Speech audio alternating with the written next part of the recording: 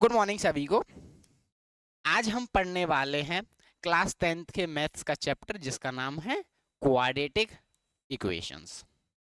अगर आप लोगों ने अभी तक हमारी पुरानी तीन वीडियोस नहीं देखी हैं, पॉलिनोमियल्स और पेयर ऑफ लीनियर इक्वेशंस, तो पहले उन चैप्टर्स को खत्म कीजिए, क्योंकि क्वाड्रेटिक इक्वेशन का जो बेस है वो कहीं ना कहीं पॉलिनोमियल्स और पेयर ऑफ लीनियर इक्वेशन से ही उठाया गया है। तो इस चैप्टर में हम क्या क्या टॉपिक्स पढ़ेंगे? क्वाड्रेटिक इक्वेशन क्या होती है, इसके रूट्स क्या होते हैं, सॉल्व कैसे करते हैं क्वाड्रेटिक इक्वेशन। दो मेथड्स होती हैं, फैक्टराइजेशन और श्रीधराचार्य मेथड, और कुछ वर्ड प्रॉब्लम्स करेंगे। ठीक है। बेसिक सा क्वेश्चन, क्वाड्रेटिक इक्वेशन क्या होती है? अगर आप लोगों ने मुझसे पॉलिनोमियल्स पढ़ा होगा तो मैंने पॉलिनोमियल्स में आपको टाइप ऑफ पॉलिनोमियल समझाए थे कि एक ऐसा पॉलिनोमियल जिसकी डिग्री क्या होती है, 2 होती है। यानी जो हमारा वेरिएबल चल रहा है जैसे एक्स वाई जेड, इसकी हाईएस्ट पावर 2 होती है। तो मैं अभी पॉलिनोमियल लिख रहा हूं। क्या है? क्वाड्रेटिक पॉलिनोमियल, जैसे कि x square plus 6x plus 5। ये क्या है? एक पॉलिनोमियल है। इक्वेशन क्या होती है? इस पॉलिनोमियल में अभी क्या चल रहा है? सिर्फ एक ही साइड चल रही है। अगर हम इसी पॉलिनोमियल में दो साइड बना दें, यानी एक LHS और RHS इक्वल टू लगा दें या इनइक्वालिटी लगा दें, तो क्या बन जाएगा? ये एक क्वाड्रेटिक इक्वेशन बन जाएगी। जैसे x square plus 6x plus equal to 0। ये क्या बन गई? एक क्वाड्रेटिक इक्वेशन बन गई। और जरूरी नहीं है कि इक्वल टू 0 हो, कुछ भी हो सकता है। जैसे इक्वल टू मैंने 2 रख दिया, ये ऐसा का ऐसा ही है, प्लस 6x और एक्स स्क्वायर। अब 2 को इधर लाएंगे तो क्या बचेगा? 3 बचेगा, यानी x square plus 6x plus 3 equal to 0। यानी जिसमें दो साइड्स चल रही हैं, ये क्या है? LHS है, ये क्या है? RHS है। तो वो क्या होगा? एक क्वाड्रेटिक इक्वेशन होगी जिसकी हाईएस्ट डिग्री 2 होगी। इतना समझ में आया? अगला टॉपिक है हमारा general form of a quadratic equation. किसी भी क्वाड्रेटिक इक्वेशन की जनरल फॉर्म क्या होती है? जनरल फॉर्म को लिखते हैं इस तरह से, ax square plus bx plus c equal to 0। ठीक है। यहाँ पर कंडीशन ये होती है, a की वैल्यू 0 नहीं होना चाहिए।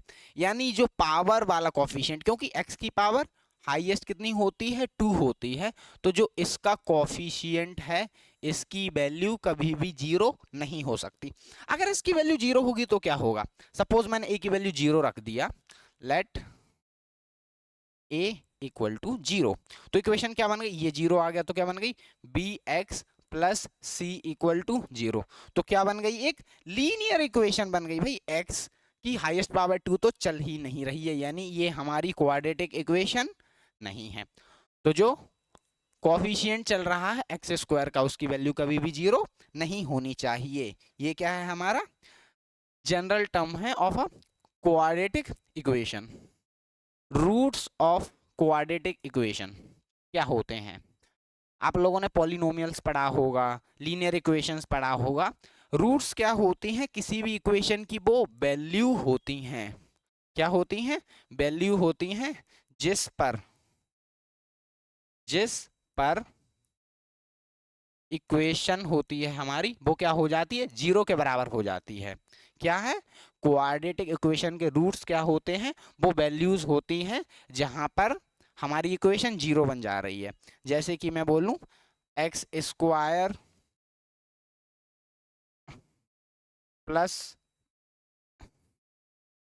-9 है इक्वल टू 0 है। अब एक बात बताइए, x की क्या वैल्यू होगी कि आंसर हमारा 0 के बराबर आ जाएगा? तो सर x की वैल्यू क्या होगी? या तो 3 होगी या -3 होगी। जब मैं 3 रखूंगा तो 3 का स्क्वायर 9 - 9 आंसर 0, -3 भी रखूंगा तो 9 - 9 आंसर 0। यानी किसी क्वाड्रेटिक इक्वेशन के कितने रूट्स होते हैं? ये मैंने पॉलिनोमियल में भी बताया था, जितनी उसकी हाईएस्ट डिग्री होती है।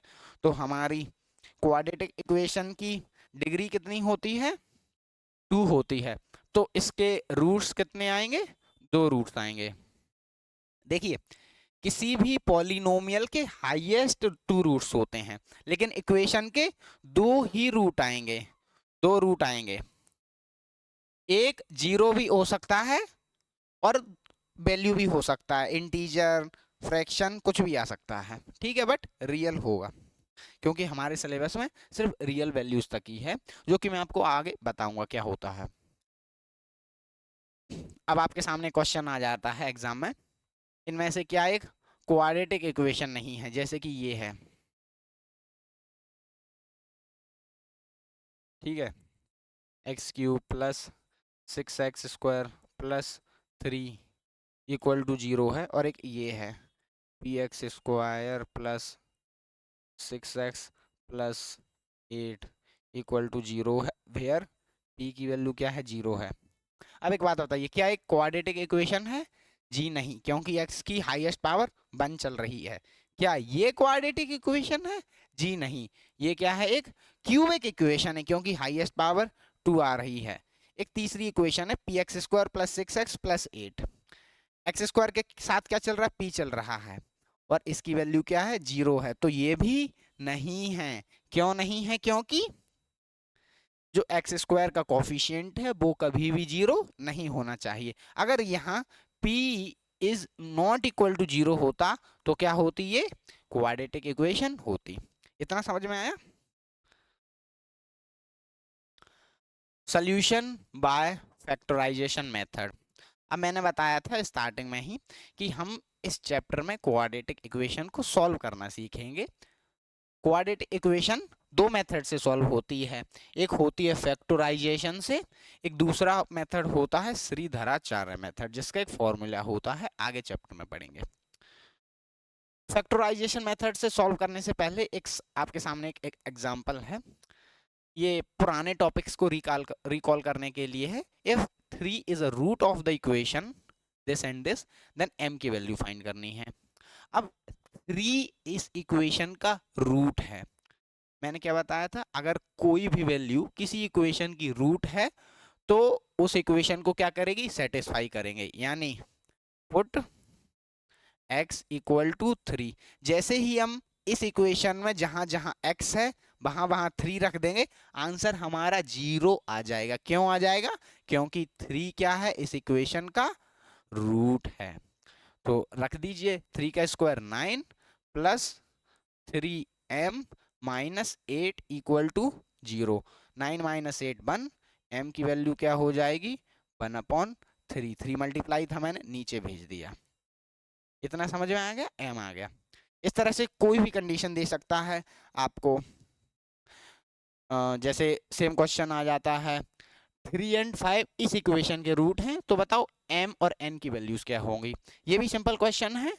तो सबसे पहले क्या लिखेंगे, पुट x इक्वल टू 3 है। उससे पहले आप जब अपनी कॉपी में लिखेंगे तो एक लाइन लिखिएगा, वी नो डेट 3 और 5 are the roots of this equation. इस इक्वेशन के रूट्स हैं, तो they will satisfy the equation of line. बस उस लाइन की इक्वेशन को सेटिस्फाई करेंगे। तो x की जगह 3 रख देंगे, 3 3 जा 9, 3 जा 27 माइनस 3 2 जा 6m plus 8n equal to 0 आ गया।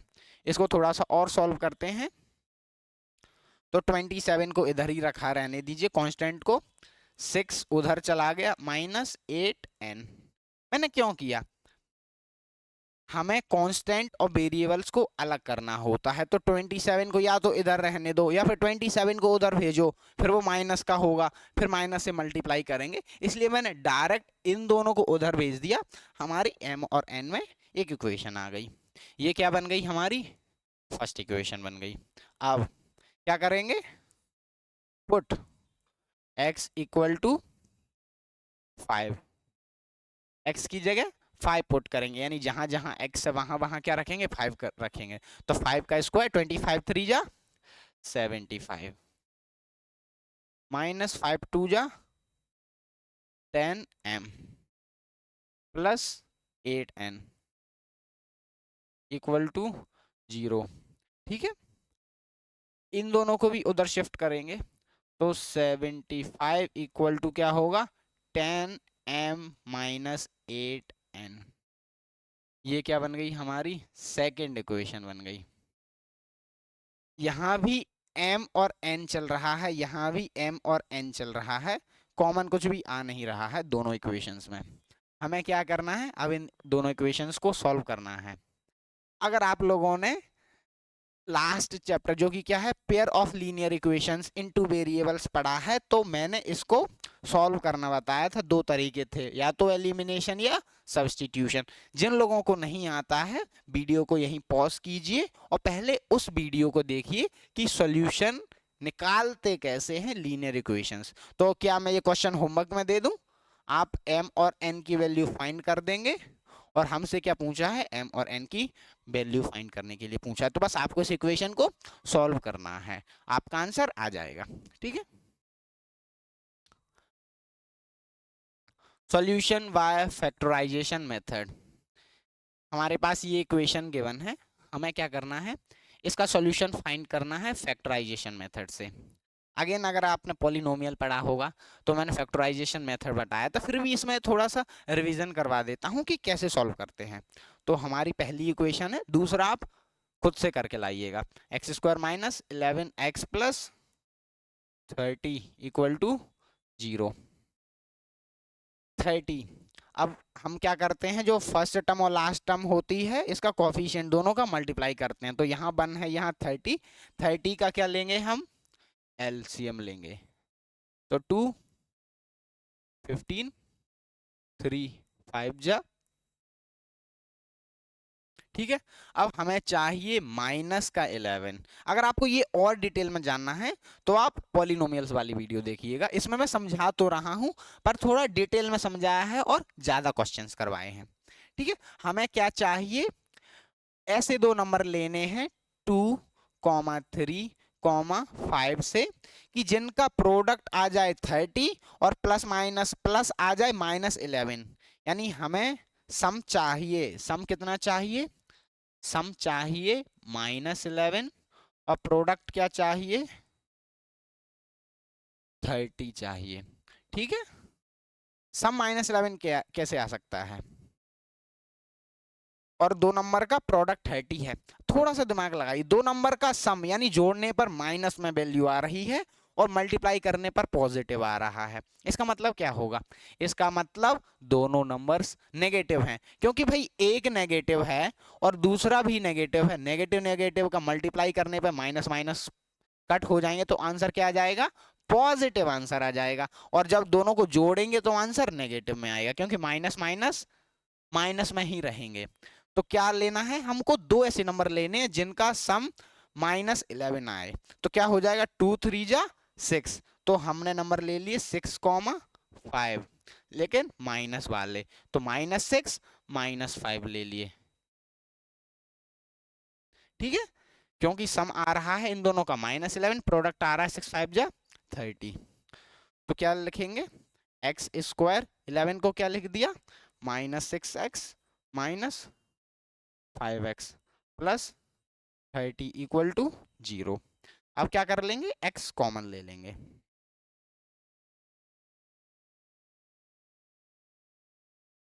अब देखिए यहाँ पर बच्चों को फिर से प्रॉब्लम आती है, हमें क्या बनाना है, अंदर x-6 बनाना है। यहाँ से हम क्या कॉमन ले लें कि अंदर x-6 बन जाए। 5 तो कॉमन आ ही रहा है, मैंने क्या बोला था, हमें लेना होता है हाईएस्ट वैल्यू कॉमन लेना होता है। तो अगर हम -5 कॉमन ले लें तो माइनस माइनस प्लस हो जाएगा। तो क्या करेंगे, हम -5 कॉमन ले लेंगे। अब -5 कॉमन ले लिया तो यहाँ क्या बचेगा, x बचेगा। यहाँ क्या साइन आएगा, देखिए प्लस चल रहा है, हमने अगर माइनस ले लिया तो क्या आएगा, माइनस आएगा, 6 आएगा। अगर आपको वेरीफाई करना है तो वेरीफाई कर लीजिए, -5 into x -5x minus minus plus 30। यानी जो कंडीशन क्या है, ये दोनों ब्रैकेट अंदर सेम आने चाहिए, इक्वल टू 0 आ गया। तो x की ये दो ब्रैकेट को क्या कर लेंगे, कॉमन ले लेंगे। तो x-5 x-6 इक्वल टू 0। तो यहां से क्या हो जाएंगी, x की दो वैल्यूज आ जाएंगी, x इक्वल टू 6 और x इक्वल टू 5, दो वैल्यूज आ गई। हमें क्या करना था, इसको सॉल्व करना था। इतना समझ में आ गया। सेम क्वेश्चन है, इसको मैं होमवर्क के लिए देता हूं, आप लोग इस क्वेश्चन को सॉल्व कीजिएगा, आंसर कमेंट सेक्शन में बताइएगा। जिनके आंसर सही होंगे उनको मैं हार्ट दे दूंगा, ठीक है।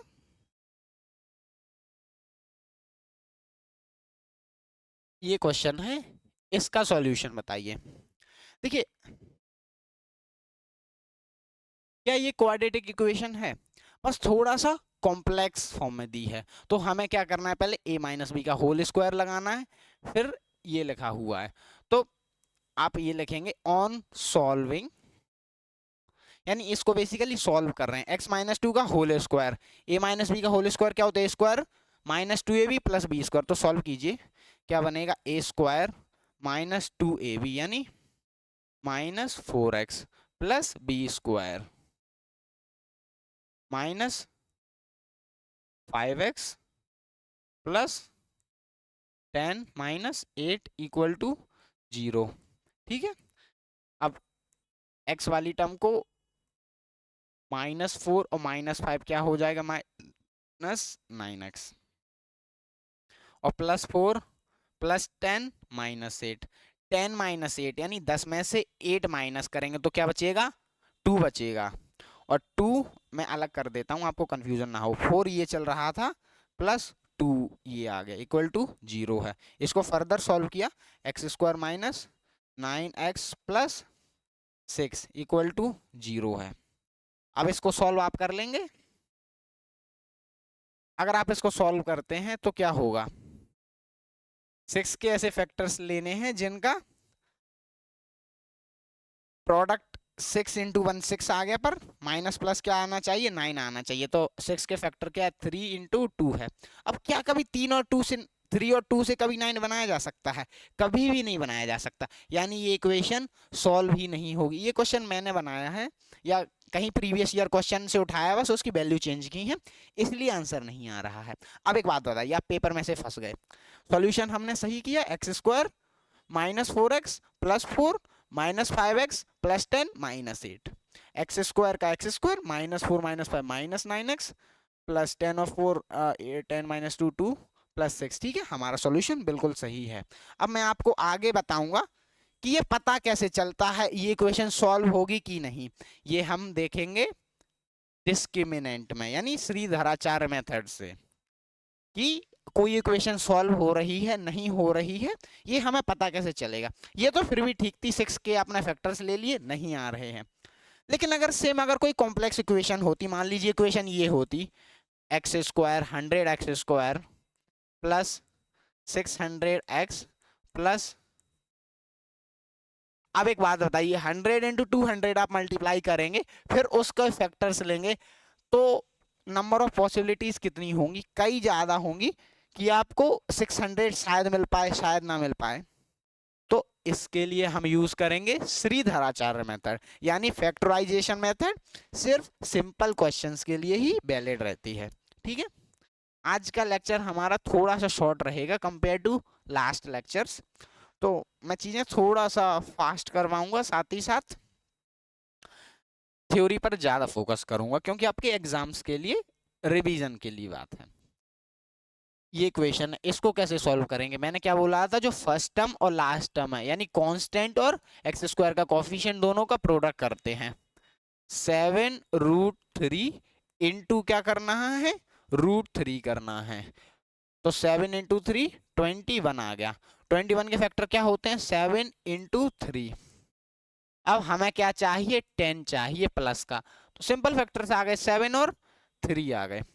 तो इसका सॉल्यूशन क्या होगा, √3 x² plus 7x plus 3x plus 7√3 equal to 0 आ गया, ठीक है। √3 यहां से क्या आ गया, x कॉमन आ गया, √3x, √3 कॉमन नहीं आ रहा है, हमारा कॉमन आ जाएगा सिर्फ x। एक बात बताइए, अब इसमें और इसमें क्या कॉमन आ रहा है, ऐसा भी हो सकता आप 3x इधर लिख देते और 7x उधर लिख देते, तो इसमें क्या आ जाता, 7 कॉमन आ जाता, इसमें √3 कॉमन आ जाता, पर मैंने ऐसे लिखा है तो भी आंसर सेम ही आएगा। दोनों में क्या x कॉमन ले लिया। आप कैसे भी कीजिए आंसर हमेशा सेम सेम ही आता है, √3x + 7 प्लस, अब इन दोनों में क्या कॉमन आ रहा है, आप देखेंगे √3 कॉमन आ रहा है, क्योंकि क्या होता है 3 क्या होता है हमारा, √3 इंटू √3 होता है।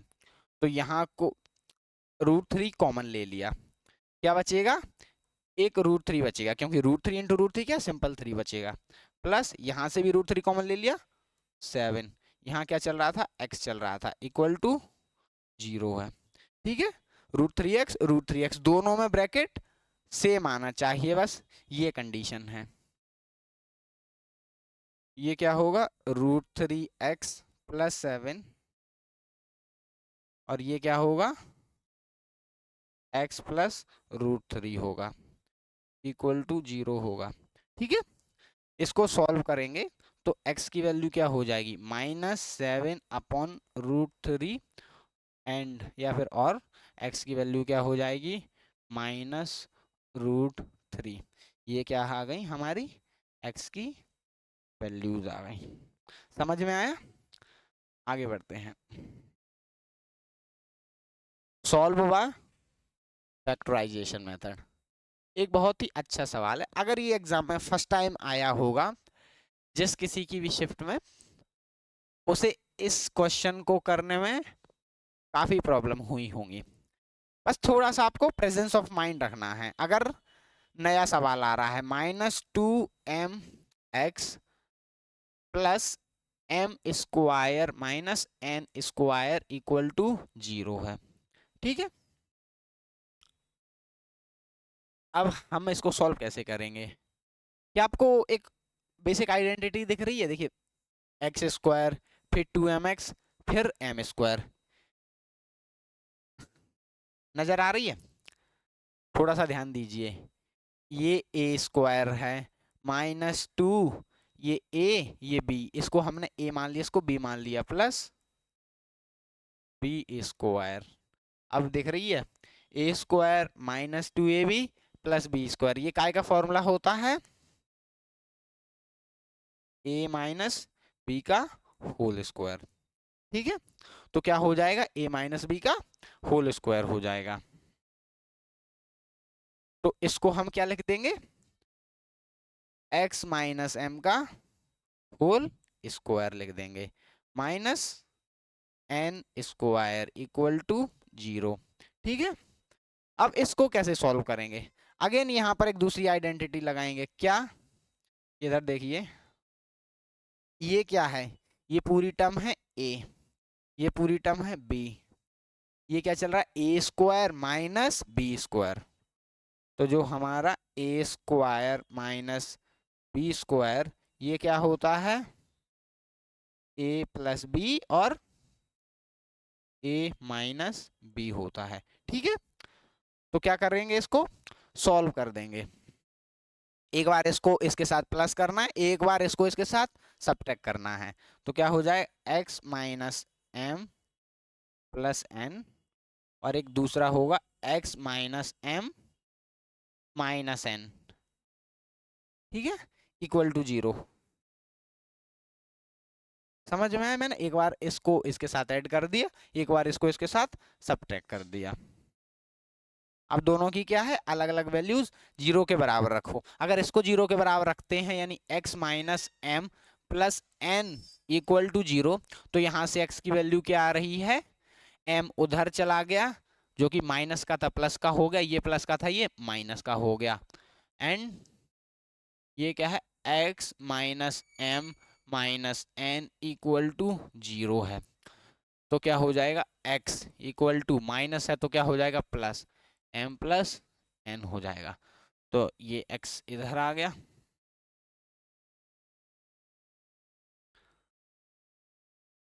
ठीक है, x की दो वैल्यू आ गई, एक m - n आ गया, एक m + n आ गया।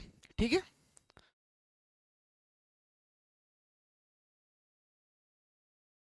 श्रीधराचार्य मेथड, ये मेथड क्या है, अपने आप में एक बहुत ही लंबा टॉपिक है, इसको क्या करेंगे हम, ठीक है, इसको मैं एक्सप्लेन कर देता हूं कि क्या होता है। देखिए, जब आपके सामने ये इक्वेशन रहती है A X square plus B X plus C, इस इक्वेशन का सबसे पहले हम निकालते हैं डिस्क्रिमिनेंट। क्या? डिस्क्रिमी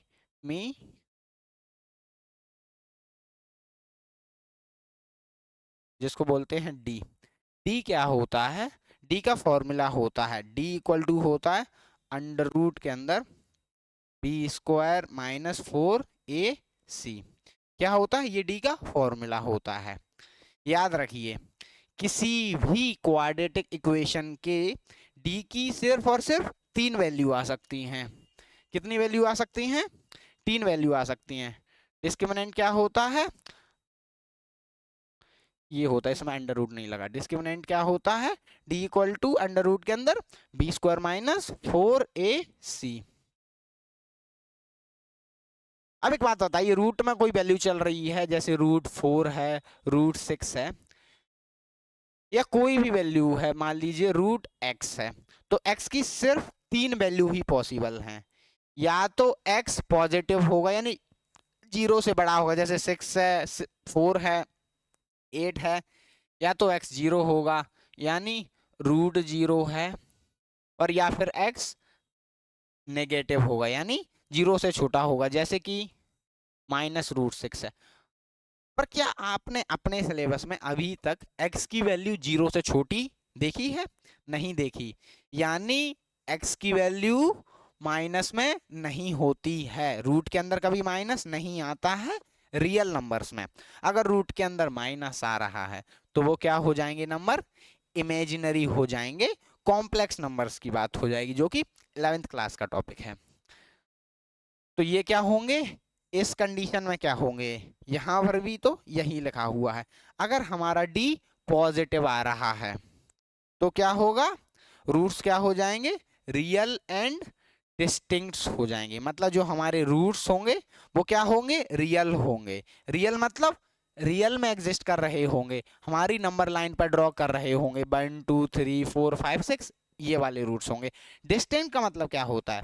डिस्टिंक्ट का मतलब होता है अलग अलग रूट्स होंगे। मतलब डिस्टिंक्ट रूट जैसे कि एक 2 है, दूसरा 3 है, कुछ भी हो सकता है, दोनों की वैल्यू सेम नहीं होगी। क्या एक बात बताइए, 6,6 डिस्टिंक्ट वैल्यूज हैं? नहीं है, दोनों सेम वैल्यूज हैं। पर क्या 6,-6 ये डिस्टिंक्ट वैल्यू है? जी हाँ, क्योंकि भाई 6 एक अलग नंबर है, -6 एक अलग नंबर है। तो रूट्स क्या होंगे? डिस्टिंक्ट होंगे, अलग अलग होंगे। अगर d की वैल्यू 0 आ रही है, इसका मतलब क्या होगा? रूट्स कैसे होंगे हमारे? रियल होंगे और इक्वल रूट्स होंगे। मतलब इक्वल रूट्स यानी दोनों रूट्स बराबर होंगे। पहला रूट 3 है तो दूसरा भी 3 होगा। अगर पहला 4 है तो दूसरा भी रूट 4 होगा, यानी रूट्स की वैल्यू क्या आ जाएगी? बराबर आ जाएगी। और रूट्स क्या होंगे हमारे? रियल होंगे। थर्ड केस क्या है? अगर डी की वैल्यू नेगेटिव है, अब रूट के अंदर नेगेटिव यानी कॉम्प्लेक्स नंबर, तो रूट्स रियल नहीं होंगे, क्या होंगे? इमेजिनरी होंगे। इतना समझ में आया?